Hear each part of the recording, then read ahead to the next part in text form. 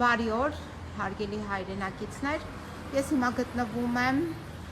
Հայաստանի Հանրապետության վերաքննիչ հակակոռուպցիոն դատարանի շենքի մոտ, հենց նոր խոսեցի այն դատավորի օգնականի հետ, ով պետք է վաղ առավոտ քննի պարոն Ղուկասյանի հատուկ վերանայման բողոքը, որը կապված է նրան կալանքից, այսինքն նրա պահանջն է ազատել կալանքից, եւ ես այս դատարանին եւ նաեւ պարոն Ղուկասյանը ներկայացրել ենք բացատրություններ 21 էջից բաղկացած, այդ թվում նաեւ ապացույցներ կապված կալանքի պայմանների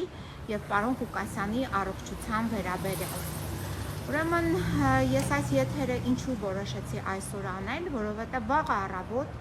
դատավոր Սուրեն Խաչատրյանը, ում վարույթում է գտնվում պարոն Ղուկասյանի բողոքը կալանքի հետ կապված, պետք է որոշում կայացնի արձակել նրան կալանքից կամ շարունակել պահել կալանքի տակ, ըստ էության այսպիսին է որոշումը լինելու պարոն Սուրեն Խաչատրյանին։ Ինչու է նախընտրում այս եթերը ձեզ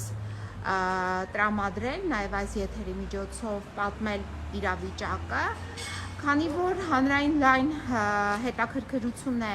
առաջացրել բողոքը եւ դուք ինձ գրում եք, հարցեր եք ուղղում, անհանգստանում եք, թե ինչ պետք է տեղի ունենա, բողոքը ինչ կարգով պետք է քննարկվի եւ ով է դատավորը։ Ասեմ ձեզ, դատավորի կենսագրական տվյալները հետեւյալն են։ Դատավորը ունի բավականին հարուստ կենսագրություն իրավաբանի, քննիչ է եղել, դատախազ է եղել եւ լավ պատկերացնում է քրեական դատավարության ընթացակարգը, կանոնները, իրավագիտության ոլորտում բավականին գիտելիքներ ունի, որովհետեւ արդեն փորձը իսկ մատնանշում է նրա գիտելիքների մասին։ Հիմա թե այս մեր դատավորը Սուրեն Խաչատրյանը կլինի այն դատավորներից, որը չի կատարի Նիկոլ Փաշինյանի ասածը, դրա քննությունը մենք կտեսնենք վաղը, արդեն ցերեկը մեզ բարձ կլինի, թե ինչպիսին է նրա կողմից կայացված որոշումը։ Արդյոք նա չի լսել Նիկոլ Փաշինյանին, թե լսել է Նիկոլ Փաշինյանին։ Օրինակ երեկ մենք ականատեսը եղանք, ինչպես վերաքննիչ քրեական դատարանի դատավորներից Ռշտունին չլսեց Նիկոլ Փաշինյանին եւ կայացրեց ըստ էության երկու արդար դատական ակտեր, համաձայն որի երկու անձ, ովքեր հանիրավի գտնվում էին կալանքի տակ, ազատ արձակվեցին։ Դրանցից մեկն էր ավագանու դեռ չդարձած անդամ Տիգրան Ավագյանը, ով ազատ արձակվեց երեկ երեկոյան։ Հիմա այս եթերով ես ուզում եմ նաև զգուշացնել պարոն Սուրեն Խաչատրյանին եւ գրավոր նույնպես ես ներկայացնելու եմ, որ այսօր ես այցելել եմ պարոն Ղուկասյանին։ Պարոն Ղուկասյանը տառապում է շաքարային դիաբետ երկրորդ տիպ, լաբիլ վիճակով, որը հետեւյալն է. արյան մեջ գլուկոզայի քանակը բարձրանում է բավականին բարձր մակարդակի, հասնելով մինչև 20-ը եւ դեղորայքի կամ չգիտեմ ինչի նաեւ հետևանքով պարբերաբար կարող է նաեւ այդ 20-ը տատանվի եւ ընկնի մինչեւ 2-ը, որը առաջացնում է մարդու առողջության համար լուրջ վտանգներ եւ տվյալ պարագայում երեք արձանագրվել է այդ 20 նիշը երեք երեկոյան եւ պարոն Ղուկասյանը իրեն շատ վատ էր զգում այսօր, երբ ես նրան այցելեցի եւ կարող եմ ասել, որ մեր տեսակցությունը շատ կարճ տևեց, որովհետեւ նա ուներ գանգատներ եւ ասաց, որ այս պահի դրությամբ ընդհատենք, հետո նորից շարունակենք, որովհետեւ խնդիրները առողջության հետ կապված նրան անհանգստացնում էին։ Բացի այդ, պարոն Ղուկասյանը ունի նաեւ սրտի հետ կապված խնդիրներ, որոնք նույնպես մտահոգիչ չեն։ Սրտաբանները կարող են հաստատել, որ երբ ախտորոշվում է սրտամկանի հետ կապված խնդիր, մասնավորապես աորտայի անևրիզմա, սրտի հետ կապված խնդիրները, որը նաև աորտայի անևրիզմա է, դա նշանակում է ռումբ օրգանիզմի մեջ, որը ցանկացած պահի կարող է աշխատել եւ հետեւաբար դա պետք է վերացնել եւ իսկ դրա բուժումը նաեւ վիրահատություն է պահանջում։ Պարոն Ղուկասյանին պահել են այս շուրջ 1 ամսվա ընթացքում այնպիսի խցային պայմաններում, որը համատել բխելի չէ այսպիսի հիվանդություններով տառապող մարդու կալանքի տակ գտնվելու հետ, բացի այդ, բացարձակ, բացառիկ ամմարտկային վերաբերմունք է դրսևորվել այդ խցում, որովհետև խցային պայմանները չեն համապատասխանում ստանդարտներին։ Խուցը բավականին փոքր է, չի համապատասխանում նախատեսված ստանդարտներին, բացի այդ, խցում առկա է մարդու բնական կարիքները հոգալու համար տուալետը, որը ոչ թե փակվում է դռով, այլ փակվում է ուղղակի բարախույրով։ Դուք պատկերացնում եք, եւ այդ խցում ապրում է 4 մարդ, եւ 4 մարդը այդ օդը նույն ձևի շնչում է, եւ այդ 4 մարդու խուցը ընդհանրապես կարելի է ասել չի օդափոխվում, փոքր 2 պատուհաններ են, եւ այս խցում այսպիսի պայմաններում ամմարտկային եւ խցում կան նաեւ ծխող կալանավորներ եւ այսպիսի պայմաններում ծխողները պահվում են չծխողների հետ, հիվանդները պահվում են ծխողների հետ, այսպիսի ծանր հիվանդություններով տառապող մարդիկ պահվում են այդպիսի խցում եւ սա շարունակաբար է։ Մենք ունեինք Առաջի Ատյանի դատարանի դատական ակտ, այդ դատավոր Վարդգես Սարգսյանը կայացրեց դատական ակտ, հաշվի չառնելով պարոն Ղուկասյանի ոչ առողջական վիճակը, ոչ էլ պատվիրված քաղաքական ենթատեքստը այս քրական հետապնդման։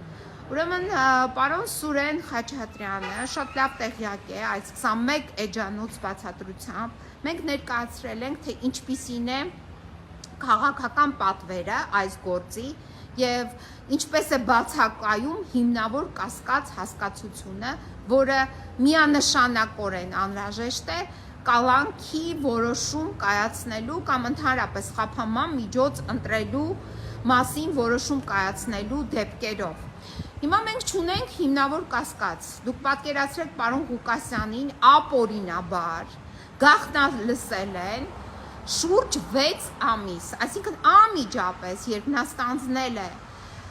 Գյումրի քաղաքապետի պաշտոնը, այդ օրվանից հետո անմիջապես նրան գաղտնալսել են եւ այդ գաղտնալսումները երբ տրվել է, իդեպ տրվել է ոչ թե Գյումրիի Հայաստանի Հանրապետության Շիրակի մարզի Առաջին Ատյանի ընդհանուր իրավասության դատարանի կողմից, այլ այդ դատական ակտը որոշումը կայացվել է Երևանում, Երևան քաղաքի Առաջին Ատյանի ընդհանուր իրավասության դատարանի կողմից, որը 3 անգամ երկարաձգել է եւ հասցրել է մինչեւ սեպտեմբեր-հոկտեմբեր ամիսները այդ գաղտնալսումների որոշումը, քանի որ չի ունեցել որևիցե հիմք, դուք պատկերացնում եք, անմիջապես ապրիլի 28-ից հետո պարոն Ղուկասյանին գաղտնալսել են, բայց այդ գաղտնալսումներով որևիցե բան չեն հայտնաբերել եւ գալիս է սեպտեմբեր ամիսը, ինչ որ սեպտեմբեր ամսին մեզ ներկայացվեց համենայն դեպս դատարանին ինչ որ կծկտուր համառոտագրություններ, սղագրություններ, այլ ոչ թե ձայնագրություն, որով փորձ կատարվեց հիմնավորել հիմնավոր կասկած հասկացությունը։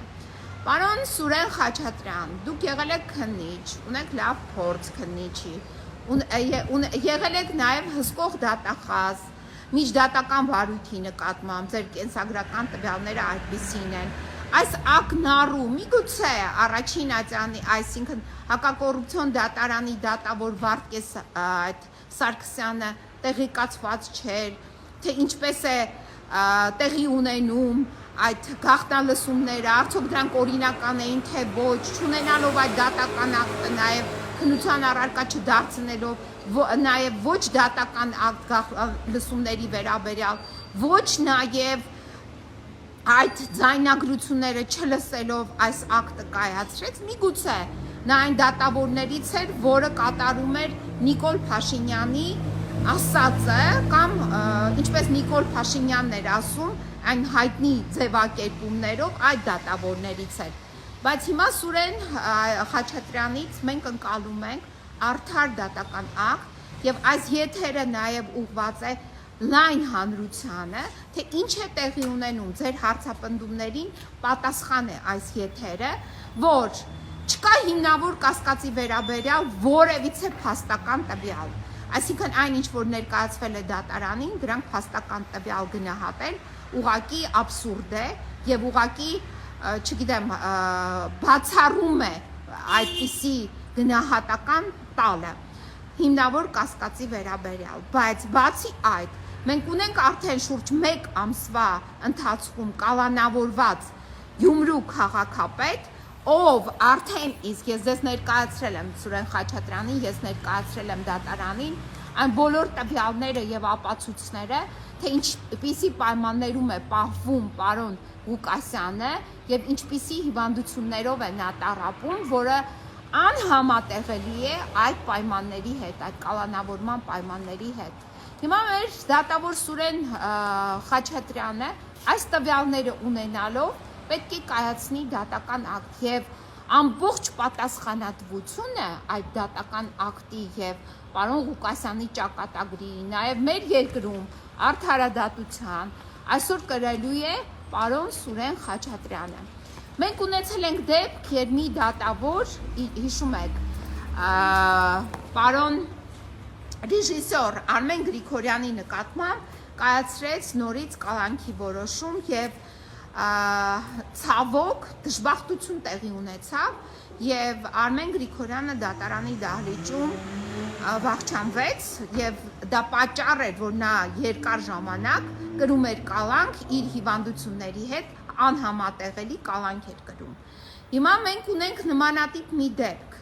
Ես ինչու եմ սա ասում, հայտարարում, զգուշացնում, որ նմանատիպ դեպքի պատասխանատուն դատական համակարգն է։ Ուրեմն Հայաստանի Հանրապետությունում մեր սահմանադրությամբ եւ ընդհանուր առմամբ մեր պետության փիլիսոփայությունն է, որ մարդը, նրա արժանապատվությունը, նրա կյանքը, դրանք գերագույն արժեքներ են եւ պետաիշխանական լիազորությունները նրա համար են ստեղծվել, այսինքն սահմանվել, այդ թվում նաև դատարանները, այդ թվում նաև այս դատարանը, այս հակակոռուպցիոն դատարանը, նրա համար են սահմանված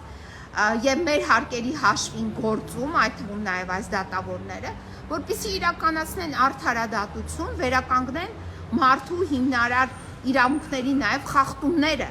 այսինքն այդ խախտումները վերացնեն, իսկ տվյալ դեպքում ակնառու է կոպիտ, դա այսպես ասած միջամտություն մարդու ոչ միայն անձնական կյանքին, այլ նաև կոպիտ խախտումներ կապված մարդու արժանապատվության եւ ընդհանրապես կյանքի իրավունքի նկատմամբ այս ոտնձգությունների եւ կյանքի իրավունքի ապահովության հետ, այսինքն մենք հիմա այս բողոքի մեջ նաև արծացել ենք այդ փաստը եւ բողոքում նաև արծացված է, այսինքն բացատրություններում, որ սա զուտ քաղաքական պատվեր է։ Իդեպ քաղաքական պատվերի վերաբերյալ արդեն իսկ տեղեկացված են բազմաթիվ միջազգային կառույցներ եւ մենք ունենք Եվրոպայի խորհրդի, խորհրդարանական նաև վեհաժողովի եւ այլ մարմինների տեղական ինքնակառավարման կոնգրեսի կողմից արդեն ունենք մեզ պատասխաններ եւ Հայաստանի Հանրապետությունը գտնվում է նրանց կողմից մոնիտորինգի տակ եւ այս հարցը եւ ընդհանուր առմամբ նաեւ Գյումրու ավականու անդամների նկատմամբ ոտնձգությունները այլ 3 անդամի կալանավորումը նույնպես նրանց ուշադրության ներքո է գտնվելու եւ գտնվում է։ Այսինքն մենք ունենք հիմա Հայաստանի Հանրապետությունում պետաիշխանական ոտնձգություն, իդեմս Հայաստանի Հանրապետության վարչապետի ով ազդարարեց, որ պետք է դուրս շպրտի Գյումրու քաղաքապետին քաղաքական եւ հանրային կյանքից եւ դրանից հետո անմիջապես տեղի ունեցան այս ապօրինի գործողությունները եւ ունենք մեկ այլ մարմին պետա իշխանական, որը պետք է իրականացնի արդարադատություն, դա այս դատարանն է եւ այս դատավորը Սուրեն Խաչատրյանը։ Հիմա հարգելի հայրենակիցներ, եթե դուք դիմումներ, բողոքներ եւ պահանջներ ունեք, դուք կարող եք նաեւ հղել այս դատարանի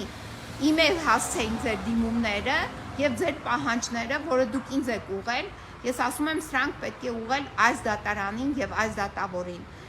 Այսքանը այս պահի դրությամբ ես հենց որ ունենամ նորից լրացուցիչ տեղեկատվություն, իհարկե այդ մասին ձեզ կհայտնեմ, բայց այն որ